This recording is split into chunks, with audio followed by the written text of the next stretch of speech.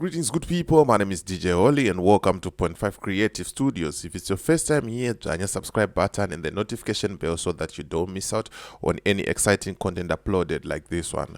Kanongo gara mgaro pana badango kutenda no kurumza badara rend. Well, folks, without wasting much of your time, thank you very much for supporting Point 5 Creative Studios. Nyanda nayo mswara nasi zwa manje so inyaya ya prophet passion de Java. Vakashata baba vane mashoko anga vachitaura ari directed kuna Nelson Chamisa, advocate Nelson Chamisa. So ndoatoda kuti ndiplay the clip racho toonesana kuti how far is too far. I can see a lot of people are complaining kuti why are you stopping the videos during player kwaanenge achita, but nyaya iripo guys, zvatinenge tichiita manje tinechita inonzi commentary, ndo zvinobvumirwa monetization policy ye YouTube. I cannot just take a video and then I leave it like that. Rongorudunuka richienda rakadaro. Tinokwanisa kuzorohwa neshamu ye copyright kana kuzovharirwa channel zvichienda zvakadaro. But anyway, ndisandapinda munyaya yangu nevideo rangu randaya naro zvamanje ndoda kutaura kuti all in one herbal medicine ndo vanhu vacho zvamanje vane makwenzi ari kushanda, vane makwenzi akaongororwa akavhenekwa akaonekwa kuti makwenzi aya ndo chaiwo. Saka ungaone chirwere chemusana, ungaone maziso, ungaone chirwere chemudumbu, ungaone chirwere chepabonde, ungaone chironda zviroramba kupora, ungaone cancer, zvese izvozvo bata number dziri pascreen, all in one herbal medicine. Like I promised, tomorrow I'll have to make sure kuti I bring you an exclusive interview with the MD where all in one herbal medicine achitsanangura kuti makwenzi ava anombofamba sei, zvakamira sei, and all in one herbal medicine adzisinganga ayewa vanhu ava maherbalist vanodhila nemakwenzi chete. Saka iwo kana uchida mutactical yemakwenzi ndo vanhu vekubata nditika zvamanje. And tisadapinda futi munyaya nhasi, kune vanofarira nyaya dzemujolo, vanoda kujola. Pane platform iripo iri kunzi mujolo online. Chako kungoenda uno sign in and then you create a profile wakutotanga kutsvaga mamoko kana kutsvaga maface. And mujolo online iri kubhadhariswa, but this February kutanga musi wa1 mujolo online it's for free, so make use of the free time period iripo. Unojoina ipapo wotsvaga koso rako, wotsvaga sugar daddy, wotsvaga sugar mami, mujolo kuvanhu zvachipa izvi zvaiswa pachena. So vemujolo ngatindosangana ikoko kumujolo online. So video randinaro play the video tionesana timozwa kuti the prophet prophet vanenge vachitoda zvamanje vanenge vachitoda. Saka rekatinzoti vari kuti chii hapana patichati zvichitibowa nyaya dzedu dzepabridge panapa. ndazongokutaurirai kuti ndakakudzwa kuti tripu sezvinoreva kuti chichadyiwa chicharamba chichidyiwa. Chamisa anzi kopo nenga mudhara yake hetya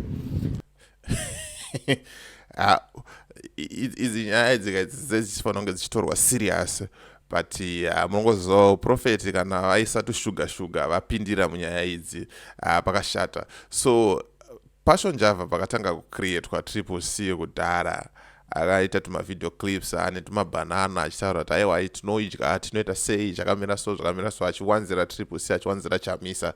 So ndosaka muri kunzwa ari kutaura kuti ndakataura kuti triple C chakadyiwa chinodyiwa chicharamba chichidyiwa. So that's what he is referring to, kuti pakaregister triple C as a new party vachiintroduce the yellow thing akabuda achidya mabanana. Saka ndo nyaya yacho iyoyi. arohwa kutriple C kwake ada kuya kuchecha, ndakutanga chechi. Listen, chechi haingotangwe zvakudaro. My advice would be dai Chamisa aita se amomira zvekuparidza kana zvoda kurohwa chechi yasiyana nepolitics inotombokubura vanhu, mamwe mapoliticians anokubura vanhu. So zviri kutaurwa nemunhu waMwari, zviri kutaurwa naprophet, haina ngundovati ndifake prophet, munhu wekunyeba zvake. Saka zviri kutaurwa nafake prophet panapa ndezvekuti as a prophet, as a politician, unotombokubura vanhu. Kukubura vanhu kuri kutaura kuti unotombouraya vanhu, kutombogemura vanhu, kutomboisa vanhu pama1, kutombosimbisa zvokuti pakata sei pakashata baba. Rega tinzwe kuti vari kuenda kumberi vachiti chii. Job scala kuti urambe uri safe kupati because unoona kuti job scala iri threat kuti triple C rinongopedzera rarozi leader rikandirisungisa. So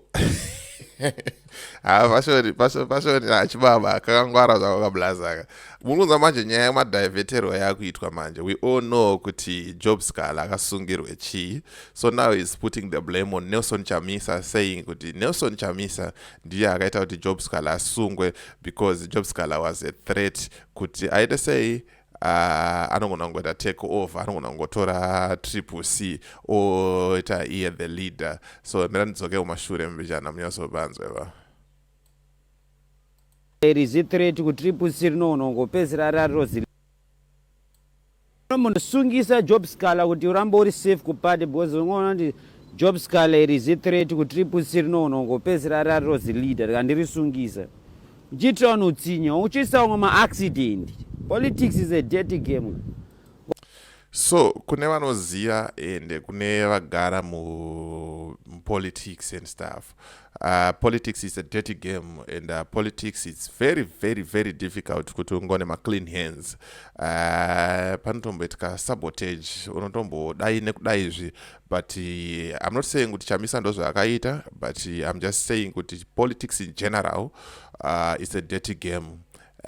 Pane kuurayana, pane kufremerana, pane kupomerana mhosva, so that you can be on a safe side. Saka rega tinzwe ma-secrets arotoputiswa naprofeta avari kutaura.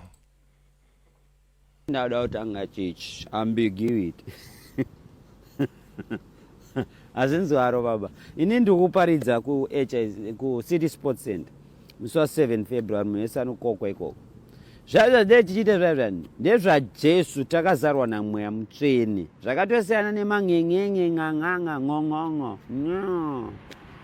Nyaya dzepabridges Chamisa ngaagamuchere Jesu odzokera kuAFM cheche iri sound. Dzokera kuAFM oromunoita mwana sangano okura, then ozodanga kuda kuparidza, ozotanga kuda kuvhura church and stuff. Politics nechurch zvintu zvakatosiyana. Anyone angomuka ango ndadwa nova politician. Anyone. But angomuka kuti ndaunotanga church. Iwe hazvina kupuza izvo. Unomamiswa nedhimoni. Aiwa profeti ndo munhu wandakaona anovhara diki dzese achinovhura zvake hombe. So ndozvaari kutaura profeti, ndo mashoko ari kutaura kuna advocate Nelson Chamisa kuti hanzi chimboenda kuAFM ombonokura otendeuka ogamuchira Ishe Jesu semuponesi wake. Ndo mashoko aProphet Passion Java. Ndo clip ranga ndangoya naro iri amenoti munoti chinazvo kuti here zviri kuitwa naprofeti izvi kuti vakutaura kuti advocate ngaumboenda kuchechi wambonokura. But anyway, as for me, DJ Holy and the rest of the crew, dangokutendai nekusupporta .5 Creative Studios, dangokutendai rutsigiro rwenyu rwamunotipa. Aiwa rwenda kuti tirambe tichiita manyemwe-nyemwe, tirambe tichiita manyuku-nyuku, tichiita manyemwe-nyemwe. Not forgetting, kana une dhiri raunaro, kana une nyaya dzaunadzo dzauda kuti timbofambira pachannel panapa, ndibate namba dzangu ndo dziri pascreen. So as for me, DJ Holy and the rest of the crew behind the scene, ndiri kuti bye for now. See you in the next video.